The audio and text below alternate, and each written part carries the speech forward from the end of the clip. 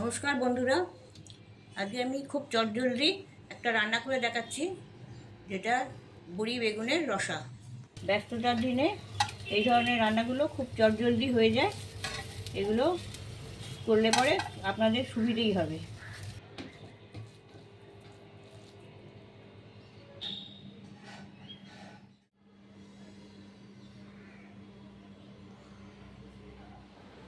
বড়ি বেগুনের রসা তৈরি করার জন্য আমি বেগুন নিয়েছি। বেগুনগুলো আমি কেটে নিচ্ছি।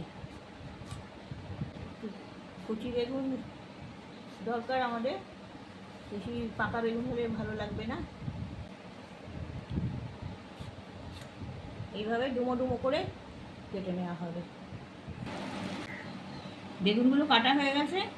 বেগুনের সাথে দেব কড়াইয়ের ডালের বড়ি, 7-8টা মতন কড়াইয়ের ডালের বড়ি, আর 2টা কাঁচা লঙ্কা। একটা মশলার পেস্ট বানিয়ে নিচ্ছি। এতে 1 টেবিল চামচ সাদা সর্ষে দেবো, আর 1 টেবিল চামচ কালো সর্ষে দেবো,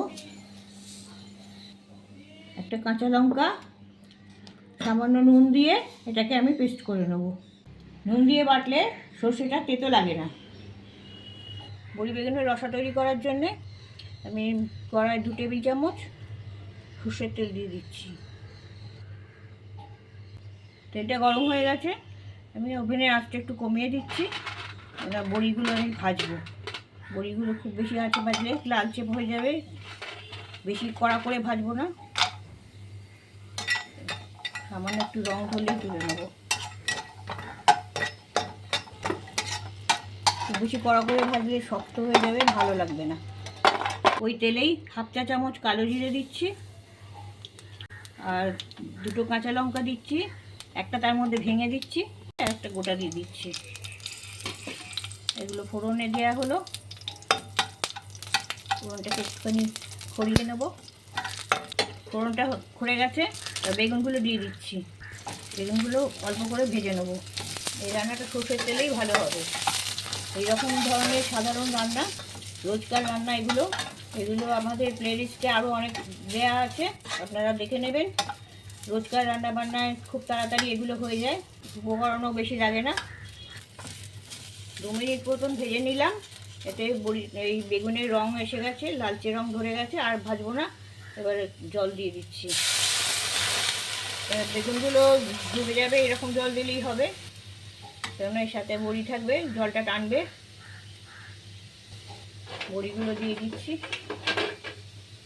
বেশি জল না দেবেন না, বেগুনগুলো সমান সমান জল দিলেই হবে। সর্ষে কাঁচা লঙ্কার যে পেস্ট তৈরি করেছিলাম সেটা দিয়ে দিচ্ছি। মশলার বাটির ধোয়া জলটা দিয়ে দিচ্ছি। পরিমাণ মতো নুন দিয়ে দিচ্ছি। 1 চা চামচ হলুদ দিচ্ছি। একটু কালার আর টেস্টের জন্য 1 চা চামচ কাশ্মীরি লঙ্কার গুঁড়ো দিচ্ছি। এটা অপশনাল, দিতেও পারেন নাও দিতে পারেন। আর 2টো কাঁচা লঙ্কা আরও দিয়ে দিচ্ছি ফ্লেভারের জন্যে। এবার সবগুলো আমি এবার মিক্স করে দিচ্ছি।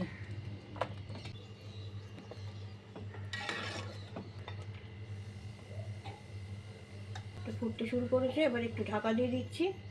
5 মিনিট পরে ঢাকনাটা খুলব। ওভেনের আঁচটা সামান্য কমিয়ে দিচ্ছি। 5 মিনিট পরে ঢাকনা খুলছি।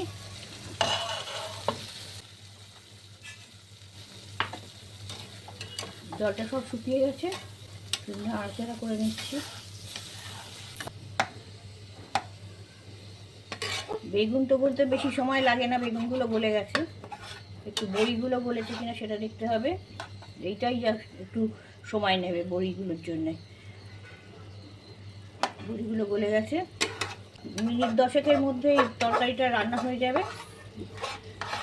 খুব ব্যস্ত সময়, এই সব রান্নাগুলি চয়েস করবেন, তাড়াতাড়ি হয়েও যাবে, আর খেতেও ভীষণ ভালো হয়। গরম ভাতের সাথে এটা খুব ভালো লাগবে।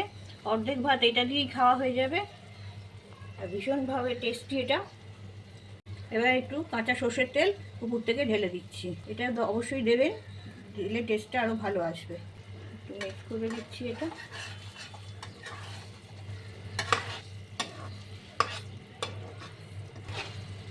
রান্নাটা আমার রেডি হয়ে গেছে।